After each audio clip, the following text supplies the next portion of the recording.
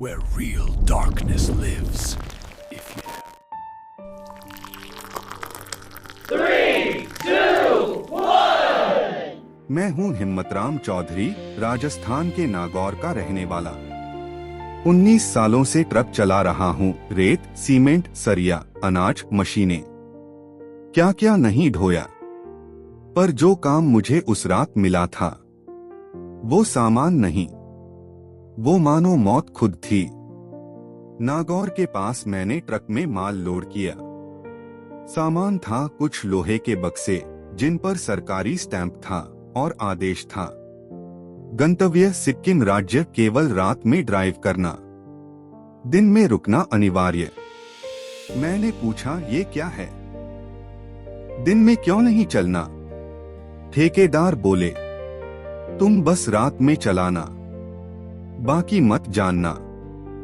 जब बक्से ट्रक में चढ़ रहे थे, मैंने साफ देखा, उन बक्सों के भीतर से धीमी धीमी कराहने जैसी आवाजें आ रही थीं, जैसे कोई अंदर से रगड़ खा रहा हो, चिल्लाना चाहता हो। मेरी रूह कांप गई। मैंने कहा, ये सामान है या इंसान? मजदूर बोला, सवाल मत कर, वरना नौकरी से जाएगा, जान से भी जा सकता है। बस वहीं से डर की शुरुआत हो गई। रात 11 बजे मैं बीकानेर से गुजर रहा था। सड़क बिल्कुल सूनी, दूर दूर तक नगा, न ढाबा न रोशनी, बस मेरे ट्रक की हेडलाइट। अचानक मुझे लगा सड़क किनारे सफेद साड़ी में कोई खड़ी है। जैसे जैसे ट्रक करीब आया, वो आकृति गायब हो गई। मैंने रेडियो ऑन किया।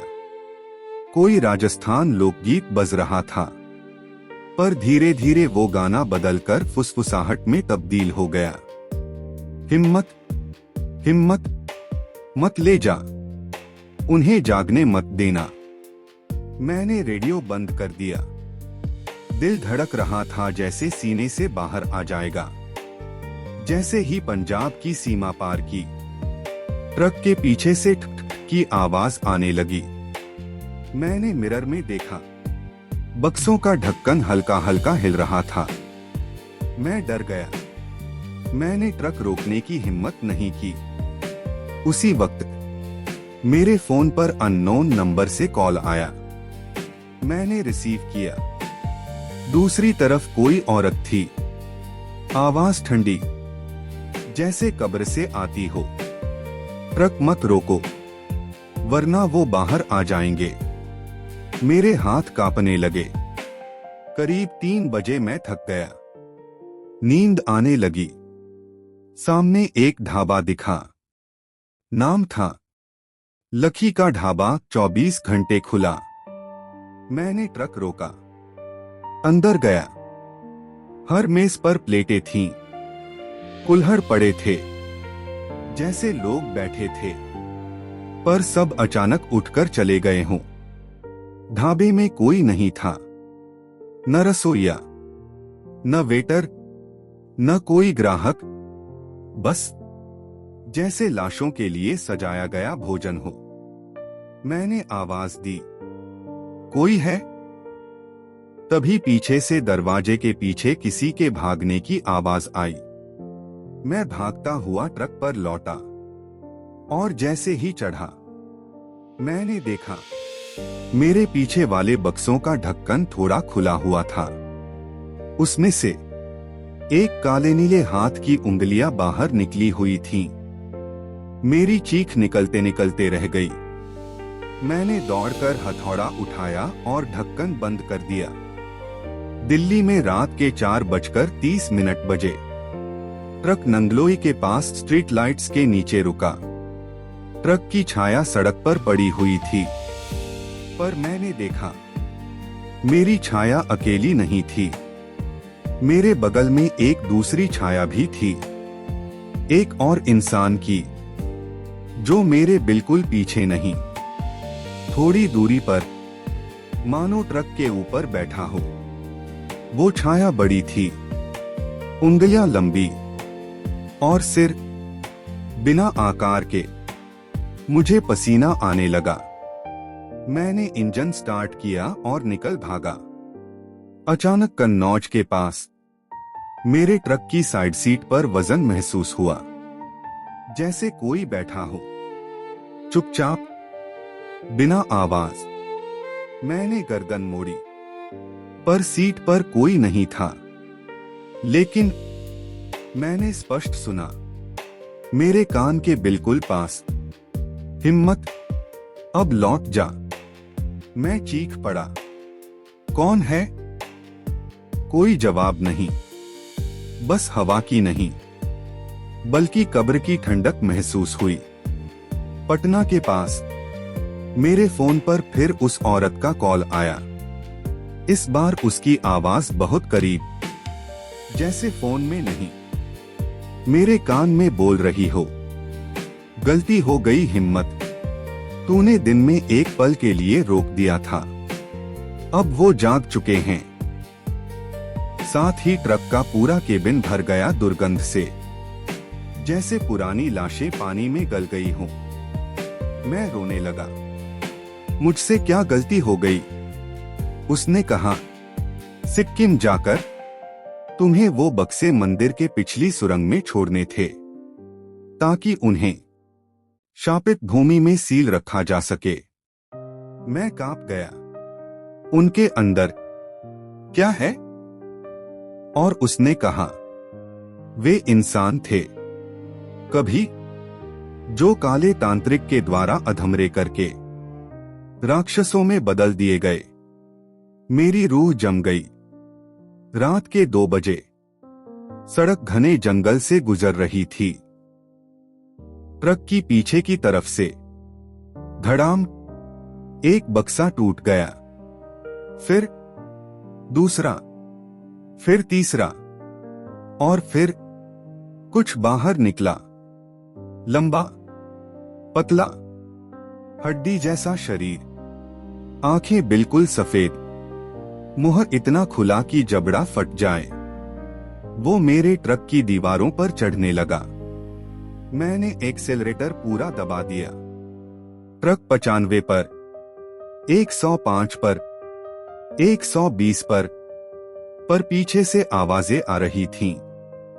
हिम्मत, हिम्मत, वो मेरा नाम जानते थे। आखिर मैं सुबह 4:15 पर सिक्किम पहाड़ों में पहुंच गया। वो औरत वहां मेरा इंतजार कर रही थी। काला चोगा, लाल टीका, कांसे का घंटा। उसने कहा, ट्रक पीछे मंदिर के पीछे लो। हम गए और मैंने देखा, वहां पुराने पत्थरों की सुरंग थी, जिसे तांबे के दरवाजे से बंद किया जाता था। उसने मंत्र पढ़े और वो राक्षसी चीजें खुद ब खुद बक्सों में वापस जाने लगीं, जैसे किसी शक्ति ने उन्हें रोक लिया हो। मैं कांपते कांपते खड़ा था। राक्षस अंदर गए, दरवाजा बंद हुआ, मंत्र पूरा हुआ, और वो औरत बोली, तूने इंसानों को नहीं, दानवों को पहुंचाया है। भले तू डरा बहुत, पर तूने दुनिया बचाई है। मैं घुटनों पर बैठ गया। मेरे आंसू निकल आए। उसने मेरे सिर पर हाथ फेरा और कहा, ये रास्ता राजस्थान से सिक्किम तक का अब तू कभी नहीं चलेगा। और सच में मैंने कभी नहीं चला। जब भी ये रूट आता है मैं मना कर देता हूं। आज भी जब रात को कोई ट्रक मेरे गांव से गुजरता है तो उसकी आवाज में मुझे वो फुसफुसाहट सुनाई देती है, हिम्मत, मत ले जा। अब मैं हिम्मतराम नहीं। लोग मुझे कहते हैं मौत का ड्राइवर। सिक्किम से वापस लौटते समय मैं खाली ट्रक चला रहा था, पर मेरा मन खाली नहीं था। मैंने सोचा, अब तो सब खत्म, दानव बंद, मंत्र पूरा, सुरंग सी, सब ठीक। पर असली डर तो अब शुरू हुआ था। पहली रात जिनके नाम नहीं। सिक्किम से निकलते ही सड़क बेहद शांत थी। हवा भी जैसे डर से जम गई हो। मैंने ट्रक की स्पीड 50 पर रखी। पहाड़ी मोड़ खतरनाक थे। रात के 11 बजे मुझे लगा कि मेरी साइड सीट पर कोई बैठ गया। पहले तो मैंने सोचा थकान होगी, दिमाग भ्रम कर रहा होगा, पर तभी मैंने साफ सुना किसी की भारी थकी हुई आवाज। हमारा दोष नहीं। मैंने तुरंत ब्रेक मारी। ट्रक चीखता हुआ रुका। मैंने पूरी सीट टटोली। किसी का निशान नहीं, पर आवाज थी जैसे हवा में सूखी हड्डियां रगड़ रही हों। बिना नंबर की गाड़ी। रात 1 बजे नीचे घाट की सड़क पर एक पुरानी जीप दिखाई दी। बिना हेडलाइट, बिना नंबर प्लेट, बिल्कुल शांत। वो मेरी स्पीड से बराबर चल रही थी। मेरे अंदर डर इतना बढ़ गया कि हाथ पैर सुन्न होने लगे। अचानक जीप का शीशा नीचे हुआ और उसमें से झलकता हुआ चेहरा, मृत जैसा, पीला, आंखें अंदर धंसी हुई, थोड़ी तक काले कट के निशान। वो फुसफुसाया, तूने उन्हें बंद कर दिया, पर उनकी आत्माएं आजाद हैं।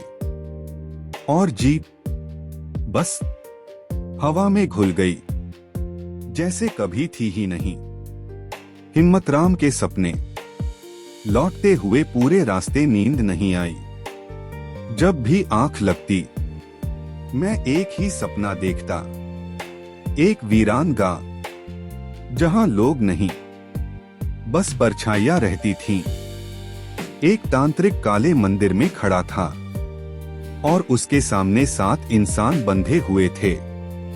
वो 7 इंसान चीखते हुए दानवों में बदल रहे थे।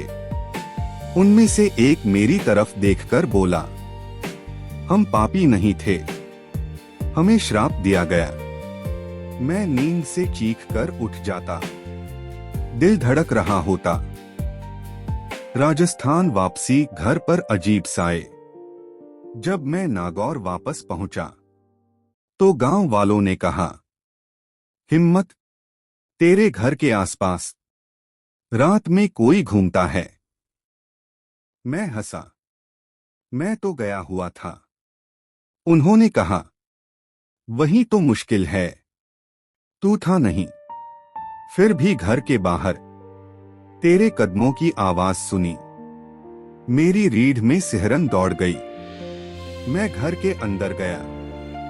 सब कुछ सामान्य, पर मेरे बिस्तर पर, गद्दे पर साफ निशान था कि कोई वहां साइड होकर बैठा था।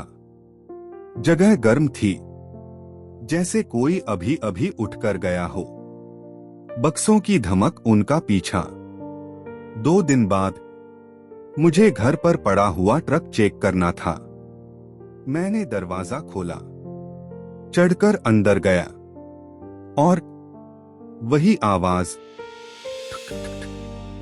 पर इस बार वहां कोई बक्सा नहीं था। ट्रक खाली था, लेकिन आवाजें थीं, जैसे कोई अदृश्य चीज ट्रक की दीवारें थपथपा रही हो। तभी मेरे ठीक पीछे से आवाज आई, हम वापस आएंगे क्योंकि तू उन्हें सील करके आया है। मैं मुड़ा, कोई नहीं, पर सीट पर काले उंगलियों के 5 निशान थे, जैसे कोई वहां बैठा था और अब उठ गया हो। सत्य की खोज। कौन था वो तांत्रिक? मैंने ठेका देने वाले से संपर्क किया। आवाज आई, वो बक्से सरकारी नहीं थे, वो काली विद्या के अवशेष थे। तांत्रिक का नाम था भैरव डमरूनाथ, जिसे हिमालय के श्रापित जंगल में रुला रुला कर मारा गया था। उसकी आत्मा आज भी जिंदा है। और वो वापस आना चाहती है। मैंने पूछा, उन्हें सील करने का फायदा? वो बोला, जब तक वो बंद थे उनकी शक्ति सीमित थी। मैं, और अब? वो बोला, अब तू उनके रास्ते का हिस्सा बन गया है। घर में आई रात और परछाई जिसने नाम लेकर बुलाया। मैं नागौर पहुंचा, लेकिन अब मैं पुराने हिम्मतराम जैसा नहीं रहा।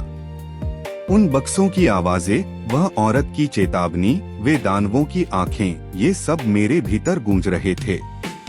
पहले मैं दिन में सोता था और रात में ट्रक चलाता था, पर अब रात मेरा दुश्मन बन गई थी, क्योंकि रात आते ही कुछ मेरे घर में घूमता था। शुरुआती हलचल। पहली रात तो मैंने आंखें खुली रखी। दीवार पर लगी घड़ी धीरे धीरे 12 बजने लगी। जब सेकंड सुई ने 12 पर दस्तक दी, तभी मैंने अपने कमरे के बाहर सपाट कदमों की आवाज सुनी। ना चप्पल, ना दौड़, बस धीमे, भारी, समान अंतराल वाले कदम। ठक ठक ठक ठक, जैसे कोई लकड़ी की चप्पल पहने हो, या जैसे दो हड्डियां टकरा रही हों। मेरे दिल की धड़कन रुक गई। मैं डरते डरते बिस्तर से उतरा, दरवाजे की झिरी से झांका। कोई नहीं, पर वो आवाज यही थी, मेरे एक कदम दूर। मैंने दरवाजा खोला। वाकई कोई नहीं था, पर जमीन पर धूल में 2 फीट लंबे पैरों के उंगलियों जैसे निशान थे, जो सीधे मेरे कमरे तक आते थे और फिर वहीं गायब हो जाते थे। मेरे बदन में बर्फ उतर गई। अगले दिन सुबह मेरी तबीयत बहुत खराब हो गई। चक्कर, भूख गायब, कमजोरी। डॉक्टर के पास गया। उसने कहा, तुम्हारा ब्लड प्रेशर बहुत नीचे है और नाड़ी बहुत धीमी। फिर उसने मेरी आंखों में टॉर्च डालकर देखा और थोड़ा डर गया। वो बोला, तुम्हारी आंखों में बहुत नींद की कमी है, पर साथ ही एक अजीब सा तनाव है। तुम रात में सोते नहीं क्या? मैं हंस पड़ा। रात में मेरे घर में मेहमान आते हैं डॉक्टर साहब। वो समझ नहीं पाया, पर मुझे पता था मैं अकेला नहीं रहता था। शाम को मैं अपने ट्रक के पास गया, क्योंकि मैं समझना चाहता था, क्या वो आवाजें सिर्फ मेरे दिमाग में थीं? जैसे ही मैंने ट्रक का दरवाजा खोला, केबिन के अंदर ठंड की लहर दौड़ गई, बिल्कुल वैसी जैसी उस सुरंग के पास सिक्किम में महसूस हुई थी। और फिर मुझे वही गंध आई, सड़ी हुई, नमी से भरी हुई, जैसे किसी पानी भरी कब्र से आती है। मेरी गर्दन सिहर गई। मैंने सीट पर हाथ रखा। फिर से निशान थे, काली उंगलियां, लंबी और गहरे दबाव वाली। और तभी मुझे पीछे से किसी के खड़े होने का एहसास हुआ। मैं मुड़ा, पर वहां कोई नहीं था। फिर बिल्कुल मेरे कान में, जैसे कोई अदृश्य मुंह मेरे कान को छू रहा हो। हिम्मत, तू लौट क्यों आया? मैं चीख पड़ा। मेरे हाथ कांप गए। मैं ट्रक से कूदकर बाहर भागा। मेरी माँ बहुत धार्मिक थी। वो रोज शाम को तुलसी पर दीपक जलाती थीं और हनुमान चालीसा पढ़ती थीं। उस रात जब सूरज ढल रहा था, मैं बरामदे में बैठा था और माँ चालीसा पढ़ रही थीं। जब वो पंक्ति आई, भूत पिशाच निकट नहीं आवे, उसी पल दीपक की लौ अचानक लंबी हो गई, जैसे किसी ने हवा नहीं, बल्कि किसी अदृश्य हाथ से उसे खींचा हो। और फिर मेरे पीछे वाले कमरे से कांच टूटने की आवाज आई। हम दोनों दौड़े अंदर। खिड़की का शीशा टूटा हुआ था, पर कांच बाहर नहीं गिरा था, अंदर गिरा था। मतलब कुछ बाहर से नहीं आया, कुछ अंदर ही था। मां कांप गई। ये इंसान नहीं। अगले दिन मैं फिर उस ठेकेदार के पास गया। वो घबराया हुआ था। मैंने पूछा, तूने मुझे इसमें क्यों झोंक दिया? वो बोला, बैठ, सुन। उसने मुझे बताया, भैरव डमरू नाथ नाम का एक तांत्रिक था। वो मौत का सौदागर था। वो जंगलों में शव लाता, उनके टुकड़े करता और उनसे दानव पैदा करता। मैंने पूछा, दानव? इंसान से? वो बोला, हाँ, इंसानों को अधमरा कर, उनके गले में मंत्र धागा बांधकर उन्हें मृत जीव बना देता। मैं कांप गया। तो वे जो बक्सों में थे? वो बोला, वो किसी जमाने में इंसान थे, पर तांत्रिक के शाप से दानव बन गए और उन्हें सील कर दिया गया था ताकि दुनिया सुरक्षित रहे। मैंने पूछा, तो अब समस्या क्या है? वो बोला, समस्या तू है। मैं तू वो ड्राइवर है जिसने दानवों को स्थानांतरित किया और अब तू उनका रास्ता बन गया है। मैं भड़क गया। मैंने किया क्या है? वो बोला, जब तूने हरियाणा में ढाबे पर रुककर ट्रक रोका था, उस एक पल में सील कमजोर हुई और उनकी आत्माएं तेरे पीछे पीछे आने लगी। मैं कांप गया। मतलब अब वो मेरे घर में हैं? वो बोला, हाँ। उस रात मैं बिस्तर पर लेटा था, पर नींद कहीं दूर। रात के 2 बजे अचानक कमरे में लकड़ी घिसटने की आवाज आई, जैसे कोई भारी चीज जमीन पर घसीट रहा हो। फिर मेरी छाती पर वजन महसूस हुआ। कोई बैठ रहा था सीधे मेरे ऊपर। मैं हिल नहीं पा रहा था। सांसें रुक रही थीं, आंखें खुली थीं, पर सामने कोई नहीं था।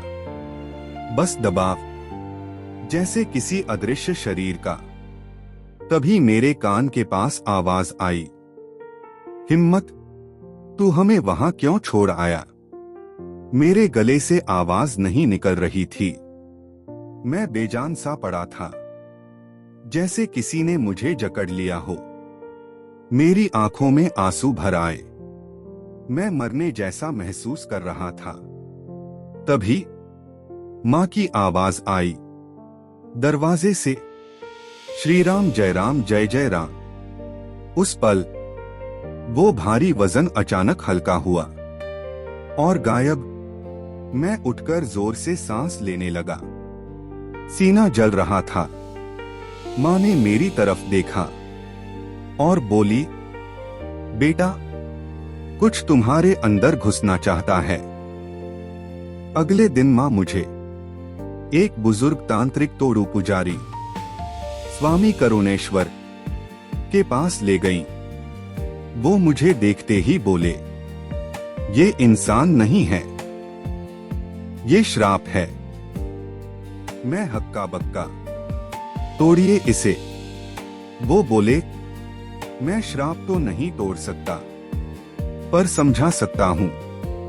फिर उन्होंने मेरी हथेली देखी और बोले, तेरी रेखा में लिखा है, तू उन आत्माओं का वाहक बन चुका है।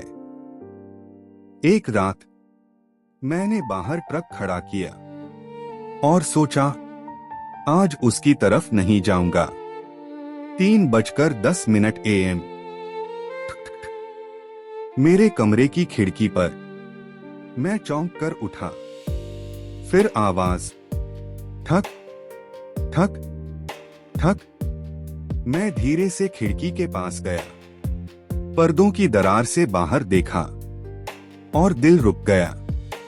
वहां कोई इंसान नहीं था।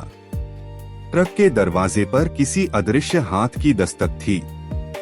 दरवाजा हिल रहा था, जैसे कोई जोर से खटखटा रहा हो। और फिर मेरे नाम की पुकार, हिम्मत, दरवाजा खोल। उस आवाज में गुस्सा नहीं था, दर्द था, जैसे कोई रोते हुए पुकार रहा हो। मैं हिम्मत कर वापस बिस्तर पर गया। कमरा शांत हुआ। मैंने सिर तकिए पर रखा। तभी बिस्तर के दूसरे कोने पर गहरा बैठने का निशान पड़ा, जैसे कोई बैठा हो। घट, पहले पैरों का वजन, फिर जांघ, फिर कमर, फिर पूरा शरीर। पर कोई दिखाई नहीं दिया, सिर्फ बिस्तर पर बैठने का दबाव।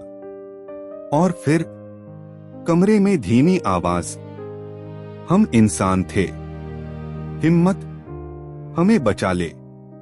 मेरी आंखों से आंसू बह निकले। मैं कमजोर पड़ने लगा। मुझे खुद नहीं पता था मैं किसके लिए रो रहा था, उनके लिए या अपने लिए। उस रात एक और भयानक सपना आया। मैं फिर सिक्किम के पहाड़ों में था। ठंडी हवा, काई से ढके पत्थर, मौन जंगल, और एक आकृति सामने खड़ी थी। लंबी, चोगा पहने, हाथ में अजीब डमरू। और वो बोला, मैं भैरव डमरू नाथ हूं। उनको सील करके तूने मेरी सेना कम कर दी। मैंने चीख कर कहा, वे इंसान थे। वो हंसा, भयानक हंसी। इंसान तब थे, अब वो मेरे हैं। तू मर चुका है। उसकी आंखें जल उठीं। मैं नहीं मरा, तेरी दुनिया में नहीं, पर उनकी दुनिया में मैं आज भी जीवित हूं। फिर वह मेरे पास आया, मेरा चेहरा पकड़ लिया और बोला, हिम्मत, या तो तू मेरा दास बनेगा या मेरा शिकार। मैं नींद से चीख कर उठा। हिम्मत का निर्णय। उस रात मैं जागता रहा। अब भागना विकल्प नहीं था। मैं समझ गया, भूत, दानव, छाया, डर, इन सब का तरीका एक ही है, तुम्हें कोने में धकेलना। पर मेरा नाम हिम्मत था। डर के आगे झुकना मेरे खून में नहीं था। सुबह होते ही मैंने निर्णय लिया, मैं सिक्किम वापस जाऊंगा। उस सुरंग में, उस मंदिर में वापस तांत्रिक को ढूंढूंगा और जो भी होगा सामना करूंगा। और मैं अकेला नहीं जाऊंगा, अपने साथ ले जाऊंगा। रात का तीसरा पहर शुरू हो चुका था। आसमान पर चांद जैसे किसी स्याही में डूबा हो, भूला भटका, फीका और आधा उखड़ा हुआ सा। सड़क पर सिर्फ मेरा ट्रक शमशेर 407 और सामने फैलती अंधेरी वीरान, बस हम दोनों ही जैसे इस दुनिया में बचे हों। मैंने एक बात नोटिस की, जितना मैं आगे जाता उतना ही सड़क जैसे बदलती जाती। झाड़ियां बड़ी बड़ी, पेड़ों की परछाइयां लंबी लंबी और रास्ता पतला, जैसे मैं किसी ऐसी जगह जा रहा हूं जहां इंसान का कल्पना तक न पहुंचे। अचानक पीछे बैठे उस बूढ़े साधु की आवाज आई, धीमा चलाओ रे चालक, रात अब जाग चुकी है। मैंने शीशे में देखा, वह साधु अब ठीक से बैठा था, आंखें खुली हुई। मैंने साहस करके पूछा, बाबा, ये रास्ता, ये रात, क्या सच में यहाँ कुछ उसने धीरे धीरे मेरे ट्रक के डैशबोर्ड पर हाथ रखकर कहा, यहाँ कोई सोता नहीं, यहाँ आत्माएं चलती हैं, यहाँ इतिहास सांस लेता है। मेरे हाथ स्टीयरिंग पर कांपने लगे। तभी आगे सड़क पर फिर वही सफेद औरत दिखाई दी। वही लंबा सफेद घूंघट, वही ढीले बाल, वही धीमे धीमे कदम। लेकिन इस बार वो बीच सड़क पर खड़ी नहीं थी। वह मेरे ट्रक के समानांतर चल रही थी, जैसे मेरी गति की नकल कर रही हो। वह न चले बल्कि तिरती जा रही थी। मैं डर के मारे ब्रेक लगाने लगा, लेकिन साधु ने मेरा हाथ पकड़कर कहा, रुको नहीं, रुकोगे तो वो तुम्हारे भीतर उतर आएगी। मेरी सांस अटक गई। अचानक ट्रक के अंदर की बत्ती अपने आप जल उठी। पहले हल्की सी टिमटिमाई, फिर तेज चमकी, और तभी उस रोशनी में कुछ दिखाई दिया। मेरी बगल वाली सीट पर कोई बैठा था। एक स्त्री, ठंडी, स्याह, फीकी, चेहरा धुंधला, आंखें खाली गड्ढे जैसी। मैंने घबराकर आंखें झपकाईं और वह गायब। मेरे कान में आवाज आई, एक टूटे शीशे जैसी फुसफुसाहट, क्यों आए हो इस राह पर? अब मुझे समझ आने लगा था, ये सिर्फ भूत नहीं, ये उस जगह की आत्मा थी। ये रास्ता ही श्रापित था। तभी साधु बुदबुदाया, तेज मत करो, धीमे मत करो, जैसे सड़क चाहे वैसे चलाओ। मेरी नजर स्पीडोमीटर पर गई। ट्रक 32 की गति से चल रहा था, ना तेज ना धीमा, और सड़क जैसे उसी गति पर स्थिर लगने लगी। तभी दूर सामने मुझे एक पुरानी ढाबे जैसी जगह दिखाई दी, पर यह अजीब था। वह ढाबा रोशनी में नहीं, अंधेरे में चमक रहा था, जैसे स्याही के भीतर से रोशनी झर रही हो। साधु बोला, ये वही जगह है जहां वो तुम्हें चाहती है। वह तुम्हें रोकना चाहती है, तुम्हें अपने पास रखना चाहती है। अब ढाबा मेरे सामने, बस 20 मीटर। मेरे कानों में अचानक एक महिला का रोना सुनाई दिया, जैसे वह किसी युग पुरानी व्यथा रो रही हो। पीड़ा, धोखा, इंतजार। वो रोना दिल चीर दे। ट्रक रुक गया। इंजन बंद, लाइट बंद, हवा बंद, सन्नाटा। अचानक ढाबे के भीतर एक पुरानी लालटेन जली, और उसके पीले लाल प्रकाश में वो स्त्री खड़ी थी। घूंघट हटा हुआ, चेहरा पूरा दिखाई देता, और मैं जड़ हो गया। वह सुंदर थी, भयानक थी। उसके चेहरे पर दुख की जमी परत, आंखों में अनंत ठहरा, होठों पर असमाप्त प्रतीक्षा। वह मेरी ओर देख रही थी, जैसे कोई अंतिम उम्मीद बांधकर। वह आगे बढ़ी। एक कदम, 2 कदम, 3 कदम।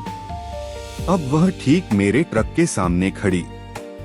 मैं उसका चेहरा साफ साफ देख पा रहा था। तभी उसने कहा, तुम मेरी जगह आए हो, अब तुम मेरी कहानी सुनोगे। उसने आगे हाथ बढ़ाया, ट्रक के बोनट को छुआ, और अचानक पूरा ट्रक हिल उठता है, जैसे किसी आग में फेंक दिया गया हो, जैसे किसी तूफान में घुसा हो। मेरे आंखों के सामने अंधेरा छा गया, और जब रोशनी लौटी, मैं अपने ट्रक में नहीं था। मैं उसी ढाबे के बरामदे पर खड़ा था। चारों ओर पेड़, सन्नाटा, चांद की फीकी रोशनी, और सामने वह बैठी थी। बैठ जाओ, चालक, उसने कहा। मेरे पैर अपने आप चले, और मैं उसके सामने बेंच पर बैठ गया। उसने अपनी कहानी शुरू की। लेकिन उसकी आवाज नहीं थी।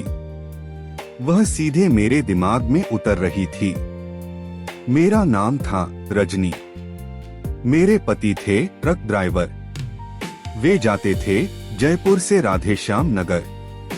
मेरे दिल की धड़कन रुक सी गई। यह वही रूट था और मैं भी उसी सड़क पर। वह बोली, एक रात उन्होंने वादा किया वे लौटेंगे, पर लौटे नहीं। उसकी आंखों में सिर्फ एक ही शब्द था, प्रतीक्षा। मैं हर रात यहाँ आती, इंतजार करती, देखती, कोई ट्रक गुजरे, कोई लौटे, कोई तो हो जो मेरे दुहक को सुने। उसकी आंखों से आंसू गिरते नहीं, वे बहते नहीं, वे गायब हो जाते, जैसे वे जमीन में नहीं हवा में जज्ब हो रहे हों। मुझे महसूस हुआ मेरे हाथ ठंडे हो रहे हैं, मेरी सांस भारी, मेरी आंखें धुंधली। वह मुझे देखती रही और बोली, अब तुम सुनो चालक, मेरे पति के साथ क्या हुआ।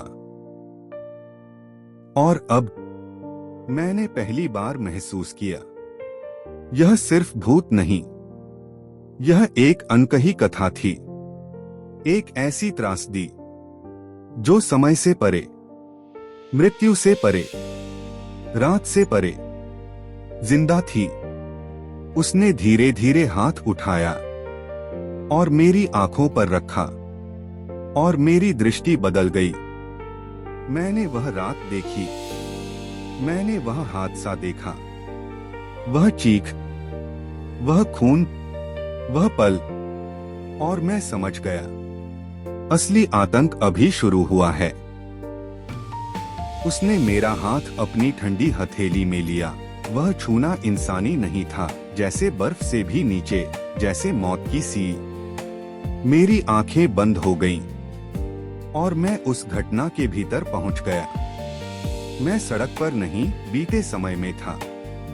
वही सड़क, वही रात, वही वीरानी। लेकिन इस बार सड़क पर एक और ट्रक था। उस पर सामने लिखा था राजपूताना ट्रांसपोर्ट और उसके भीतर एक आदमी ड्राइव कर रहा था। उसकी दाढ़ी थी, माथे पर पसीना, आंखों में बेचैनी। वही रजनी का पति। मुझे उसकी आवाज सुनाई दी, बस रजनी, थोड़ी देर और मैं आ रहा हूं। उसके चेहरे पर थकान थी, लेकिन आंखों में घर पहुंचने की खुशी। तभी सड़क के किनारे 3 आदमी खड़े हुए दिखाई दिए, हाथ हिलाते हुए, जैसे मदद मांग रहे हों। उसने ट्रक धीमा किया। एक आदमी चढ़ आया टायर के पास, दूसरा दरवाजे पर, तीसरा पीछे। जैसे ही ट्रक रुका, अचानक सबसे आगे वाले ने चाकू निकालकर उसके पेट में घोंप दिया। उसकी चीख सड़क पर गूंजी, रजनी। वे लोग डकैती नहीं कर रहे थे, वे ट्रकों को रोककर लोगों की हत्या करते थे। मजे के लिए, रूहों के लिए, या किसी श्राप के कारण, पता नहीं। उसकी आंखों से जीवन बहता चला गया। उसका हाथ स्टीयरिंग पर ढीला, उसका सिर कांच पर लगा और खून कांच पर फैलता गया। और दूर ढाबे पर खड़ी रजनी, हर रात जो इंतजार करती थी, उसे मालूम नहीं था उसका इंतजार मौत के इंतजार में बदल चुका है। वे हत्यारे हंसते हुए वहां से चले गए। ट्रक लूट लिया, शरीर को जंगल में फेंक दिया। और उसी दिन से रजनी आना छोड़ ही नहीं सकी। वह इंतजार में बंध गई, समय की रेखा से कटकर उस ढाबे के बरामदे में फंस गई। उसकी आत्मा हर गुजरते ट्रक में देखती कि शायद कोई उसके पति की खबर लाए या वही वापस आए। मेरा दृश्य खत्म हुआ। मैं फिर ढाबे के सामने उसी बेंच पर बैठा था। और रजनी मेरे सामने। उसने मेरी आंखों में देखा। तुमने देखा? मैंने कांपते हुए सिर हिलाया। हाँ। वह बोली, अब बताओ चालक, मेरी आत्मा को क्या चाहिए? बदला। मैंने सोचा, उसके पति के कातिल शायद मरे भी होंगे, लेकिन दर्द वही ताजा, वह घाव वही खुला। मैंने कहा, तुम्हें बदला नहीं, तुम्हें शांति चाहिए। उसकी आंखों में आंसू आए, लेकिन गिरते नहीं, बस चमकते रहे। तभी वह साधु जो मेरे ट्रक में बैठा था, धीरे धीरे ढाबे के पीछे से आया। उसने अपना कमंडल रखा और मंत्र पढ़ने लगा। उसकी आवाज सन्नाटे में फैलने लगी। पेड़ कांपने लगे, हवा स्थिर हो गई, जैसे स्वयं रात भी सुन रही हो। रजनी का चेहरा बदलने लगा। वह पहले धुंधला हुई, फिर हल्की, फिर चमकी, और फिर मानो उसकी आंखों की गहराइयों में प्रकाश भर गया। वह मुझे देखती रही और फुसफुसाई, धन्यवाद। उसके स्वर में पहली बार दर्द नहीं, शांति थी। तभी उसने अपने बाल पीछे किए, चेहरा पूरी तरह खुला। वो रूप अब भयानक नहीं, पवित्र था। उसने कहा, जब कभी रात में कोई अकेला चले तो उसकी ओर हाथ मत बढ़ाना, क्योंकि हर आत्मा भटकती नहीं, कुछ राह ढूंढती हैं। वह धीरे धीरे ऊपर उठने लगी, जैसे धुआं आकाश में जा रहा हो, जैसे दुख का शरीर भस्म हो रहा हो। एक बिंदु पर पहुंचते ही चांदनी में विलीन हो गई। बस हल्की सी हवा, हल्का सा कंपन, और फिर कुछ भी नहीं। ढाबा भी गायब, लालटेन भी गायब, बेंच भी गायब, पेड़ भी पहले जैसे। मैं अचानक फिर अपने ट्रक में, और सुबह की पहली रोशनी दिखाई दे रही थी। साधु अब मेरे पास नहीं था, वह भी शायद अपने मार्ग चला गया। मैंने इंजन स्टार्ट किया, ट्रक चल पड़ा, लेकिन अब सड़क बदल चुकी थी। वह वही थी, पर डर का ताला खुल चुका था। जब मैं राधेश्याम नगर पहुंचा तो पहली बार लगा, मैं सिर्फ रास्ता पार नहीं करके आया हूं, मैंने एक अनंत आत्मा का दुख पार किया है। मैंने ट्रक रोका, आकाश की ओर देखा और मन में कहा, रजनी, तुम्हें शांति मिले। और तभी हवा में एक धीमी सी मीठी आवाज, जैसे कोई दूर से सुनाई दे, मिल गई। कहानी की शिक्षा, कभी किसी के दर्द को हल्का मत समझो, क्योंकि जो आत्मा मुस्कान में दिखती है वो शायद अनंत पीड़ा में रो रही हो। हम इंसानों को चाहिए कि जीवित का सम्मान करें और मृतकों की आत्मा को भी शांति दें।